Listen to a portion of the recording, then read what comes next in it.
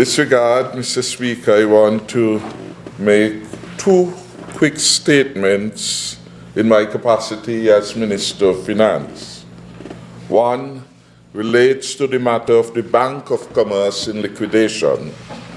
And you recall, Mr. Speaker, the thousands of persons in St. Kitts and Nevis and some of our citizens abroad suffered tremendously when in the early 80s the Bank of Commerce went into liquidation.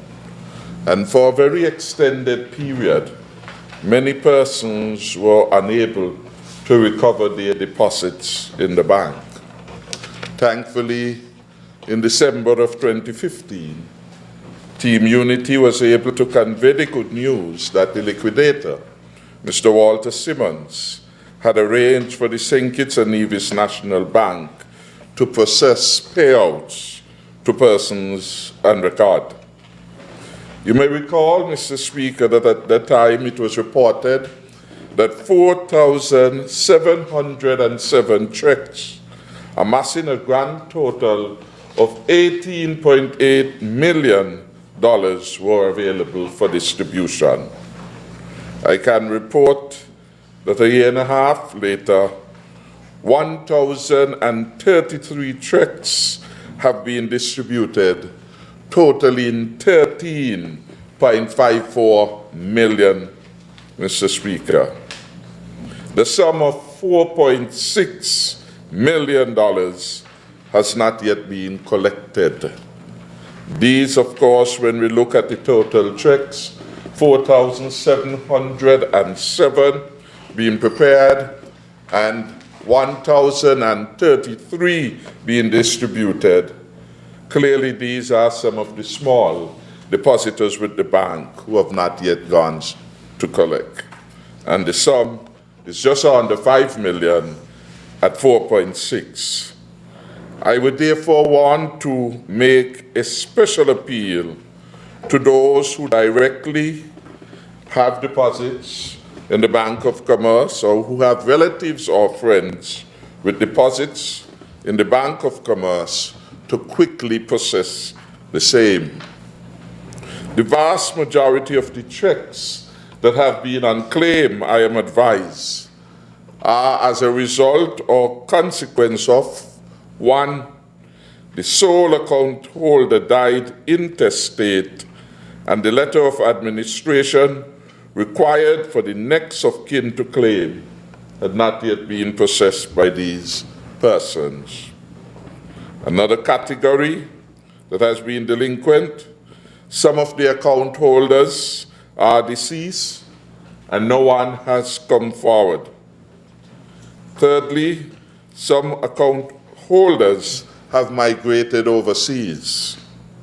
And fourthly, persons listed as trustees and not joint account holders have basically not come forward, and there's a decision to be made by the liquidator regarding these situations where persons are listed on the accounts not as joint account holders, but simply as trustees, and whether in this consequence the bank ought to make these payments. We certainly would prefer to have this $4.6 million that is there uncollected in the hands of the ordinary people of St. Kitts and Nevis. And therefore we hope that through this, those who have friends, family members, etc., in any way acquainted with the Bank of Commerce and who desire to be informed as to whether there are sums available to them, can check with the St. Kitts, Nevis and Grenada National Bank, and certainly can check with Mr. Simmons of Simmons and Associates to get an update on that. Because we'd want to see a bit more progress in relation to the payout. The second matter I want to report upon is that to date, we have paid 2,027 persons, a total of $13.3 million as it relates to the Former Sugar Workers Restoration Fund. Of course, this number of 2,027 compares very favorably with the 968 persons who received gratuities when the sugar industry closed and those payments were made in 2005 to 2006. So there's a dramatic contrast in terms of the beneficiaries. 2,027 beneficiaries to date on the Team Unity versus 968 way back then under a former order. We have a number of cases, Mr. Speaker, a number of cases where, as with the Bank of Commerce, are instances where persons would have died intestate, and those are going through the necessary processes. Final statement I wish to make, Mr. Speaker, is in relation to the matter of national security, to join the members of the public in commending the police for what has been a period of calm and public safety of which each of us can be proud. But more particularly, I want to recognize that as part of our crime reduction and prevention strategies, we have put an emphasis on community outreach and in social interventions. And in this regard, we want to commend all the agencies of national security for their special outreach in this regard. I want in particular to hail the efforts of the St. Kitts and Nevis Fire and Rescue Services, which held its 15th annual Summer Safety Program. This year, the program catered to a record 617 children, 556 in St. Kitts, and 61 in Nevis. And this year, for the first time, they added a new core element to the summer program, which emphasized crime and violence. So I therefore want to again commend the Fire and Rescue Services for this important outreach and the fact that they managed to cater to so large and diversified a group of young people from St. Kitts and Nevis. I also want to recognize our community policing initiative, and as it were, the new impetus to these activities that have been given by the coming on board of Dr. Neil Stryton and his wife as they provide leadership and support with some of these initiatives targeted at the at-risk groups and persons who are inclined into gang membership. This effort to improve interaction with the communities around the Federation and to engage our young people who are involved in gangs and or at risk of gang membership, as well as the appearance and other stakeholders, is being supported by Dr. Neil Stryton and a team of 9 police officers. So far, the response has been quite good.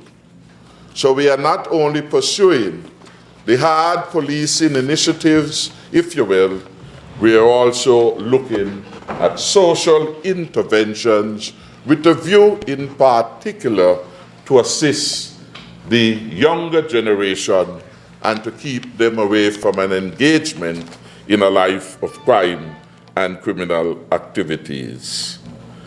I gather that the police have these special units, and so far they have done good work, and they will continue these work in Newtown, in McKnight, in Haynes-Smith Village, in Shadwell, Sandy Point, Old Road, St. Paul's, Keon, Connery, Molyneux, and Phillips Village. Yesterday, they were in fact in Otley's village, and from all feedback and reports from the communities, this new initiative of the Team Unity Administration is being well received and augurs well for the development of better relationship between the police and our people, and in particular, our younger people. Mr. Speaker, I would also, in that vein of commendation, want to recognize and commend the Mulfield Explorers. This has been one of the groups that has been formed as a result of the outreach by the police into the communities, and in particular in some of the communities designated as hotspots. So far, that group has a membership of 125 children and teenagers, ages 5 to 19. 125 young persons then have come forward out of the Molyneux and Phillips area to be engaged in a constructive way.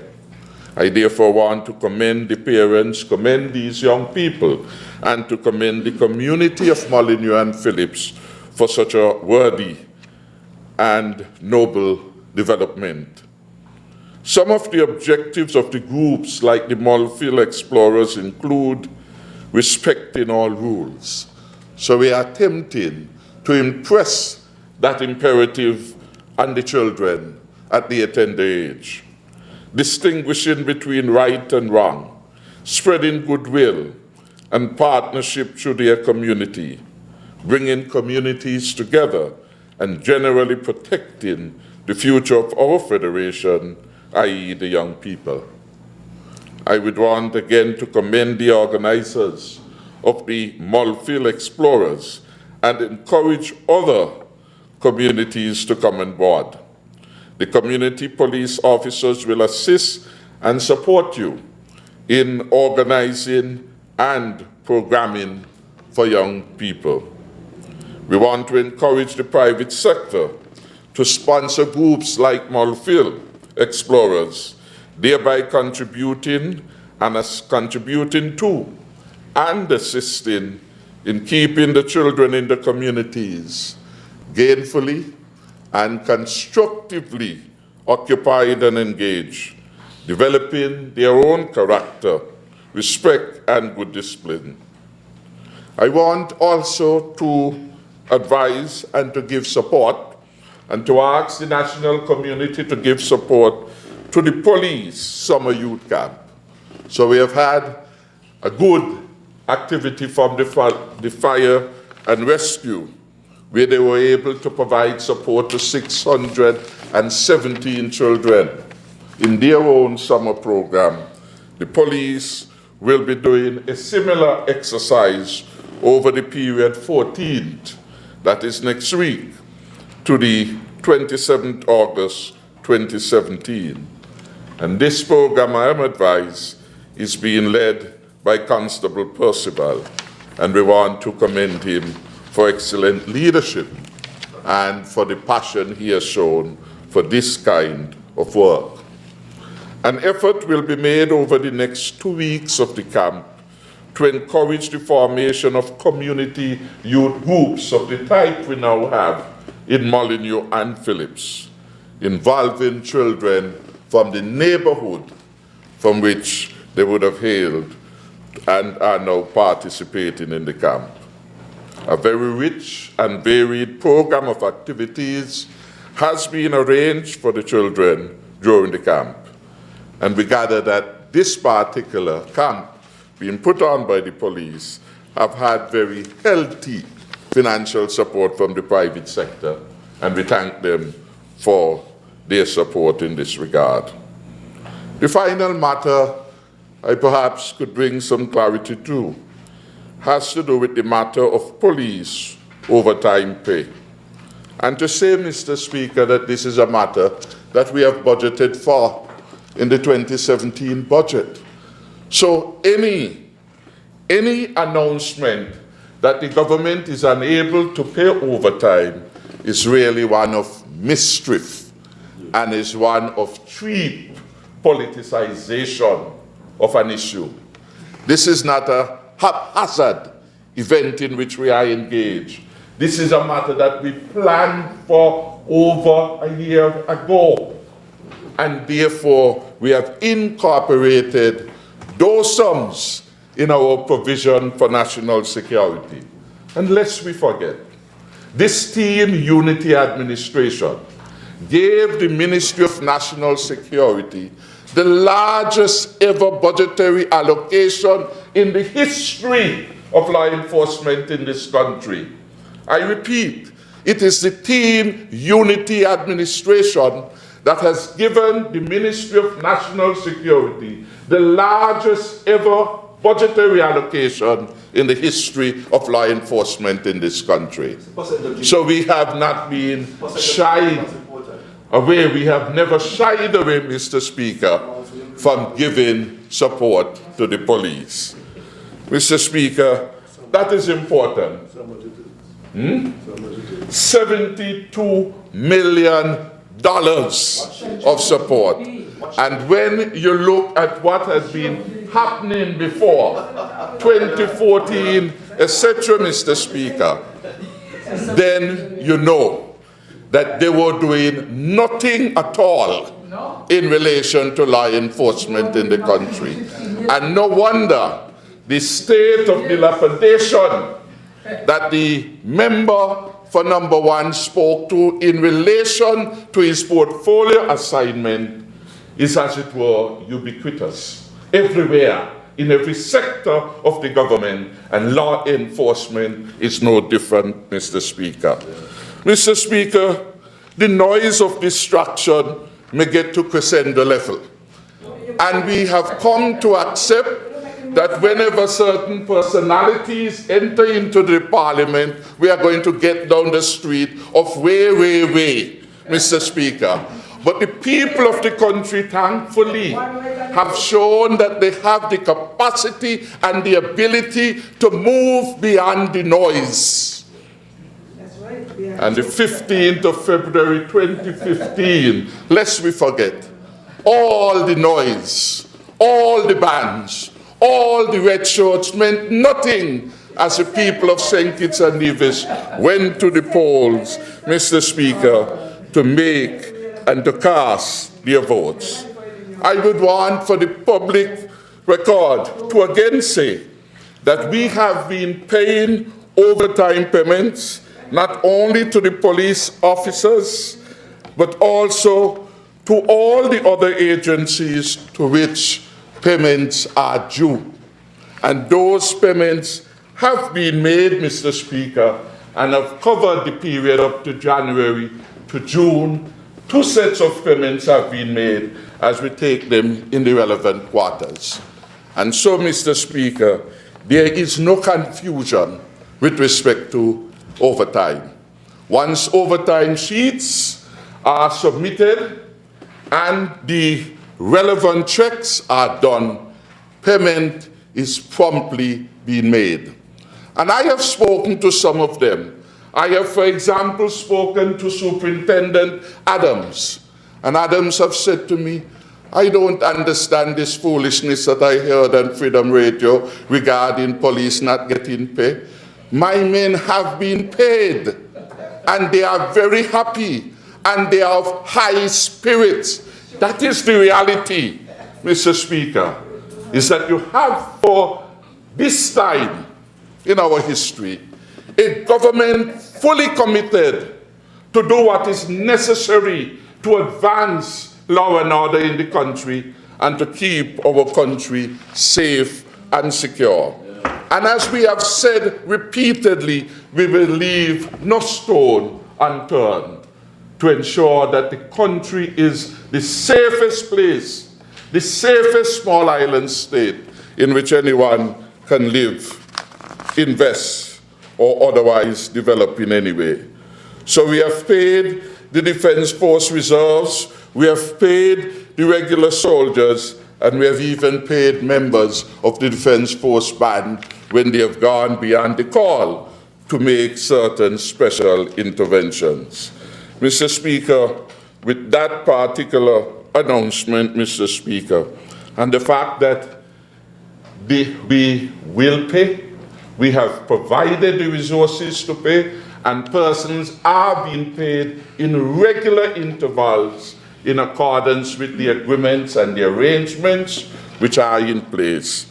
I want to again commend all in the national community for so far the very peaceful July that we have had relatively, and in particular to note that we have just gone through what has been described as one of the best Culturama activities, and the records will show that we have sailed through that effort, and there have been a peace and joy which we hope would long be extrapolated through the years to come. With those brief interventions, Mr. Speaker, I thank you for engaging and for allowing me to speak as it is being provided for under the standing orders as a measure of accountability. And it is interesting that when members are accounting for their stewardship, as the member for number 1 was doing, as the member for number 8 was doing, we hear on the other side what it is they are talking and this for. Because they, while here, never effectively utilize a parliamentary provision set down in the context of parliamentarians being able to account for their stewardship. This is something brand new, Mr. Speaker. Brand new, Mr. Speaker, that we have brought in terms of the consistency and the constancy with which we are doing it. And no amount of disruptive and unruly behavior coming from any quarters, especially opposite, will in any way shirk us, allow us to reconcile from doing the right thing on behalf of the people of St. Kitts and Nevis. I thank you, Mr. Speaker. Stay up to date with news, programs, and activities of the government with SKNIS. Like us on Facebook. Listen to us on SoundCloud.